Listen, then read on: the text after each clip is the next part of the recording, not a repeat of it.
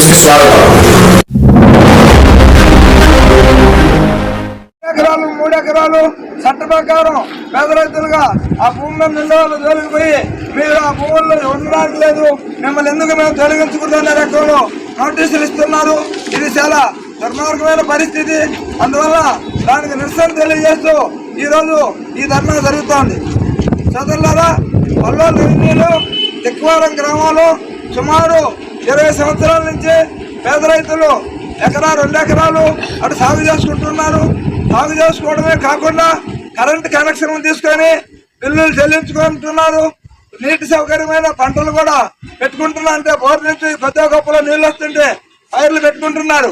అనేక రోజుల నుంచి పైర్లు పెట్టుకుంటున్న ఈ పేద రైతులను మొన్న 20వ తేదీ మేము మిమ్మల్ని ఈ భూముల నుంచి తొలగిస్తున్నామనే రకంలో నోటీసులు ఇవ్వడం జరిగింది 15 మందికి. అది చాలా దుర్మార్గమని, ఎవరైతే పేద రైతులు భూములు లేని పేద రైతులు ఆ భూమిని అనేక వేల రూపాయలు పెట్టి చెట్టు పుట్ట తొలగించి చదువు చేసుకొని వ్యవసాయం చేసుకుంటున్నారు. దాంట్లో ఇక్కడ మన ఏరియాలో బోర్లు సరిగ్గా పడవు. ఒక బోర్ వేయాలంటే 400-500 అడుగులు వేసుకుంటే కానీ పెద్ద గొప్పలో పడవు. అటువంటిది లక్షల రూపాయలు కూలీ నాలి చేసుకొని పేద రైతులు ఆ భూమి నుండి హెచ్చించి ఆ భూమిని సాగు చేసుకుంటుంటే ఈ రోజు అక్కడ పోయి మీరు ఈ భూములు చేయడానికి లేదని రకంలో చెప్తా ఉన్నారు. ఇది చాలా దుర్మార్గమైన పరిస్థితి. ఎవరైతే పేద రైతులు భూములు చేసుకుంటున్నారో వాళ్ళకి ఆ భూములు ఇవ్వాల్సిన పద్ధతి ఉంది. మామూలుగా భూసీలింగ్ చట్ట ప్రకారం కూడా ప్రభుత్వం ప్రకటించిన ప్రకారము ఎవరైతే పేద రైతులు పొలం లేని నిరుపేదలు భూములు చేసుకుంటుంటే వాళ్ళకి ఆ భూముల మీద హక్కు కల్పించమని ఉంది. అదే రకంలో ప్రభుత్వంలో 2 రకాల పద్ధతులు ఉంటాయి. ఒకటి చట్టపరంగా మనం వాళ్ళు ఇచ్చి చేయడం ఒక పద్ధతి. అది కాకపోతే ఎవరైతే సాగు చేసుకుంటున్నారో ఆ రైతులకు సాగు రాయాల్సిన అవసరం కూడా ఉంది. కానీ మన ఎంఆర్ఓ ఆఫీసులో గత 20-30 సంవత్సరాల నుంచి సాగు చేసుకుంటున్నారు కూడా సాగు రాయకుండా ఉంటున్నారు. అందువల్ల మనం 10 సంవత్సరాలు 20 సంవత్సరాలు సాగు చేసి వాడిపోతే ఈ భూమి మీద నువ్వు లేవైనా రకంలో వాళ్ళు మనకు చెప్తున్నారు. ఏమైనా నన్ను రాయాలంటున్నారంటే ఆ రికార్డులో లేదని రకంలో చెప్తున్నారు. ఇది చాలా దుర్మార్గమైన పరిస్థితి. ప్రభుత్వం చట్ట ప్రకారమే ఎవరైనా ఏ భూమినైనా ఏ హక్కు లేని భూమినైనా సరే నిన్న వ్యవసాయం చేసినా అలా పైరు పెట్టాలని చట్ట ప్రకారం రాయాల్సిన బాధ్యత ఎంఆర్ ఆఫీస్ కు వాళ్ళకు సంబంధించిన యంత్రాంగానికి ఉంది. ఆ రకంగా ఈ పల్లెల రెవెన్యూలో తిక్వారంలో చేసుకుంటున్న భూములకు కూడా చట్టబద్ధత కల్పించేదానికి అనేక సంవత్సరాల నుంచి చేసుకున్న రైతాంగానికి సాగు రాసి ఎంజాయ్మెంట్ సర్టిఫికేట్లు అందరికి ఇచ్చి వాళ్ళందరికీ చట్టపరంగా అనేక రకాల హక్కులు కల్పించి అడంగులు 1Bలో వాళ్ళ పేర్లు రికార్డు చేసి వాళ్ళకి ఆ భూమిని ఇచ్చే హక్కులు కల్పించాల్సిందిగా ఈ సందర్భంగా మనం కొరకు చేసుకుంటున్న పేద రైతులకు భూములను ఇవ్వాలి. సాగు చేసుకుంటున్న పేద రైతులకు భూములను ఇవ్వాలి. సాగు చేసుకున్న పేద రైతులకు భూములను తొలగించరాదు. పేద రైతుల భూముల నుంచి తొలగించరాదు. పేద రైతుల భూముల నుంచి తొలగించరాదు. పేద రైతుల భూముల నుంచి తొలగించరాదు. పేద రైతుల భూముల నుంచి తొలగించరాదు. పేద రైతుల భూముల నుంచి తొలగించరాదు. పేద రైతుల భూముల నుంచి మాట్లాడేది కూడా వినండి. నేను ఈ మండలంలోకి వచ్చి 1.5 నెల ఎప్పటికప్పుడు అదే చెప్పినారు మేడం. మేము 30 ఏళ్ళ నుంచి తిరుగుతున్నాం. నేను ఎప్పుడు వచ్చినా కూడా అదే చెప్తా ఉన్నారు.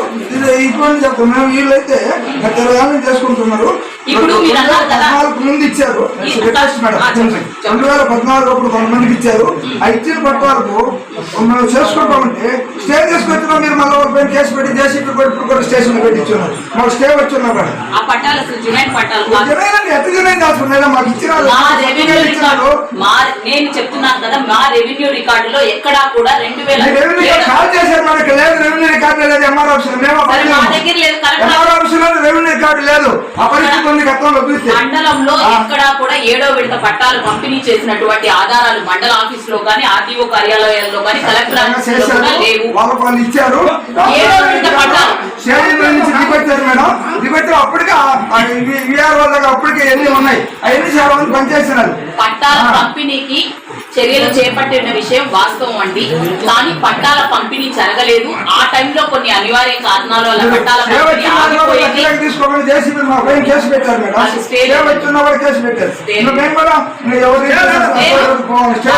చూసారంటే స్టే లేదు.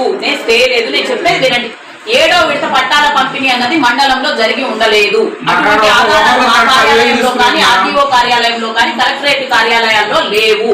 కాకపోతే ఆ రోజు పట్టాల పంపిణీకి ఏర్పాటు చేసిన పట్టాలను కార్యాలయంలో నుంచి బయటకి కొందరు ఎవరైతే వ్యక్తులు ఉన్నారో వాళ్ళ ద్వారా బయటకు వెళ్ళి కొంతమంది చేతుల్లో ఉండి అవి ప్రజల్లోకి పంపిణీ కాబడుతున్నాయి. అవన్నిటిని కూడా కన్సిడర్ చేసే పరిస్థితి కాదు. లబ్ధిదారులు ఎవరైతే అర్హులు ఉన్నారో వాళ్ళని గుర్తించి ఖచ్చితంగా ప్రభుత్వం పంపిణీ చేయడానికి చర్యలు చేపట్టినప్పుడు వాటిని అర్హులకు అందజేసేలాగా చర్యలు చేపడతాం. ఇప్పుడు అది కరెక్టే. నేను మీరు ఆ నుంచి ఇప్పుడు ఆ భూమి పంపిణీ అప్పుడు అని జరగలేదు. 7 ఎకరాలు లీక్ అయ్యి వెళ్ళిపోయిన పేపర్లు. అది నువ్వు చెప్పేది 100% కరెక్ట్. కొన్ని చేతుల ద్వారా పోయి కొన్ని మళ్ళా మార్పులు ఎక్కడ భూ పంపిణీ జరగని స్థలాల్లోనే కొన్ని డీపారాలు వచ్చినాయి కదా. అటువంటి డీఫారాలు ఏవైతే ఉన్నావో ఇప్పుడు ఆక్రమణకు గురి అవుతున్న స్థలాలన్నీ కూడా వాళ్ళు అలాంటి డీఫామ్ పట్టాలు పట్టుకొనే చేస్తున్నారు. అలాంటి మా దృష్టికి వచ్చిన వాటిని వెంటనే మేము నోటీస్ ఇస్తున్నాము, చర్యలు చేపడుతున్నాము. మా ఊర్లలోనే అన్ని పని చేసేటి సంవత్సరం 6 నెలలు మొన్న రీసర్వేలు ఎక్కినట్టే ఉన్నాయి. అంటే నువ్వు నిజమే చెప్పేది, నువ్వు చెప్పేది నిజమే. అయితే దీన్ని ఎంతవరకు వాస్తవం మాట్లాడుతుంది అనేది జనాలు ఏదైతే ఆ రోజు పనిచేసి క్షేత్రాలు ఇచ్చిందో లేదో తర్వాత మేము ఆ భూమి కొంతమంది చేయమంటున్నాడు అని కొంతమంది ఎవరైతే పనులు చేస్తున్నారో వాళ్ళ ఎవరికైనా పొలం ఎక్కిస్తప్పుడు ఆన్లైన్లలో పొలం మంది ఎవరిలో చూడకుండా ఇక్కడ ఒక్కొక్క 5 ఎకరాలు 10 ఎకరాలు ఎక్కించి పెట్టేస్తున్నారు. అలాంటివి ఒకటి నేను చెప్పేది, గతంలో ఒకవేళ మీ దృష్టిలో ఉండి అలా ఎవరైతే సాగులో లేకుండా పట్టాలు పొందకుండా రెవెన్యూ రికార్డ్ లో గతంలో ఏం జరిగిందన్నది మీకు అందరికీ తెలుసు. అటువంటి తహసీల్దార్ల మీద ఇప్పటికీ కూడా చర్యలు చేపట్టివ్వడం జరిగింది. కొంత రికార్డ్ అన్నది మ్యానిపులేట్ చేయడం జరిగింది. ఇక్కడ ఆఫీస్ లో జరిగింది అన్నది తెలుసు. ఒకరిద్దరు తహసీల్దార్ టైంలో వాళ్ళ మీద కేసులు పెట్టడం, వాళ్ళ మీద చర్యలు తీసుకోవడం జరిగింది. గతంలో జరిగింది కదా, దాన్ని ఇప్పుడు కూడా కొనసాగించండి, ఎంటర్టైన్ చేయండి అంటే మాత్రం జరగదు.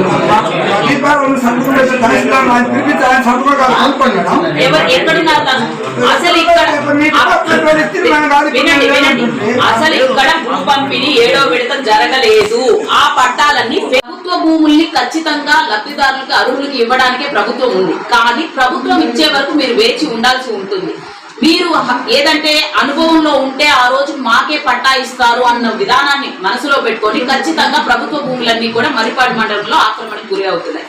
ఇది ఎప్పటికీ కూడా అనుమతించదగినటువంటి పని కాదు. ఎవరైతే భూమి లేని పేదవాళ్ళు ఉన్నారో వాళ్ళు మా దగ్గరికి అర్జీ ఇవ్వండి, మేము కలెక్టర్ గారికి పెడతాం. ప్రభుత్వం చర్యలు తీసుకుంటుంది, ప్రభుత్వం ఫామ్ అయ్యింది. ఎప్పుడైతే కొత్తగా పట్టాలు ఇస్తుందో ఆ టైంలో మీ అందరికీ కూడా పట్టాలు వచ్చేలా చేస్తాం. కానీ ఎవరైతే ఇష్టానుసారంగా ఒక్కొక్కరు 5-6 ఎకరాల్లో ఉండి దాంట్లో కల్టివేషన్ చేసుకుంటున్నారో అది ఎప్పటికీ కూడా ప్రభుత్వం హర్షించే పని అయితే కాదు. దీనికి మీరు కూడా సహాయం చేయాలి. ఎందుకంటే ప్రభుత్వ భూములు ఎవరైతే లబ్ధిదారులు అర్హులు ఉండాలో వాళ్ళకే చెందాలమ్మా. మేము ఎప్పుడైతే పేదలకు ప్రభుత్వ భూమి ఇవ్వాలి అని చూసేటప్పటికి మాకు 1 ఎకరా కూడా ఉండట్లేదు. 1000 ఎకరాలు మండలంలో ఉన్నప్పటికీ కూడా ప్రభుత్వం భూ పంపిణీ అని స్టార్ట్ చేసినప్పుడు 1 ఎకరా కూడా ఎంక్రోచ్మెంట్ ఫ్రీగా ఉండట్లేదు. ఎందుకు? ఆల్రెడీ 10 ఎకరాలు 5 ఎకరాలు ఉన్న వాళ్ళు కూడా మళ్ళీ ఆక్రమణలు చేస్తూ ఉన్నారు. ఇది గ్రామంలో కొన్ని సంవత్సరాల నుంచి కొనసాగుతున్న చర్య. ఇవి ఏవైతే మా దృష్టికి వస్తున్నాయో వాళ్ళందరికీ కూడా నోటీస్ ఇస్తాము. ప్రభుత్వ భూమి ఎవరైతే ఆక్రమణలో ఉన్నారో అవి యాజ్ ఇట్ ఈస్ చట్టం ప్రకారం మేము హ్యాండ్ ఓవర్ చేసుకోవడం జరుగుతుంది.